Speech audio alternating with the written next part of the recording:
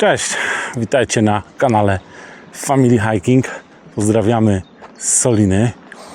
A w planach mieliśmy zobaczyć też samą zaporę, ale niestety 17 kwietnia bieżącego roku weszło rozporządzenie Ministra Obrony Narodowej, że obiekty strategiczne, takie jak zapory, nie mogą być filmowane pod karą grzywny, więzienia, konfiskaty sprzętu.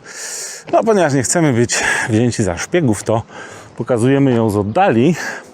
Ona jest tam za mną. Natomiast żałuję, nie opowiem Wam o tych 2 milionach ton stali zużytych na budowę zapory, o 8-letnich trudach i bojach tutaj dzielnych robotników, żeby to zrobić. Oczywiście żartuję. Skupimy się na pięknie przyrody. Popływamy sobie stateczkiem, pojeździmy gondolą, kolejką gondolową. Także będzie się działo. Zrelaksujcie się i zapraszam.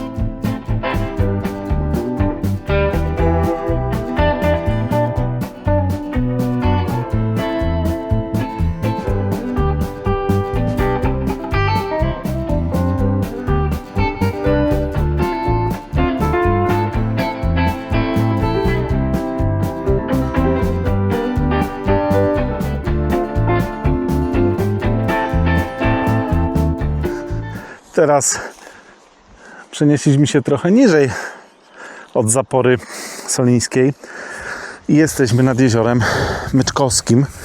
Myczkowce to jest taka miejscowość niedaleko.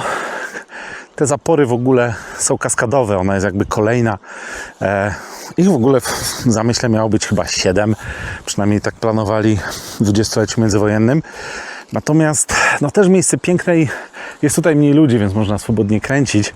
Natomiast też jest zapora i też jest zakaz filmowania. Także no, ten film zadedykujemy chyba panu ministrowi obrony, tygryskowi wszystkich tygrysków obrony narodowej za to, że skutecznie uniemożliwia kręcenie zdjęć w miejscach tak turystycznych jak zapory, które są uczęszczane przez ludzi. No, są zakazy latania dronem, ale to normalne, bo to jest infrastruktura. No, ten dron mógłby tam jakąś linię przerwać czy coś, natomiast no, tam dziennie dziesiątki tysięcy turystów przechodzi, pewno robią selfie. No, każdy z nich łamie prawo, no ale my daliśmy radę. Także można powiedzieć, że jesteśmy w sercu Bieszczad w tym momencie i to dosłownie. Także z tego serca Bieszczad chcieliśmy się z Wami pożegnać. Mam nadzieję, że nasz film przyrodniczy się spodobał. Także dzięki, pozdrawiam.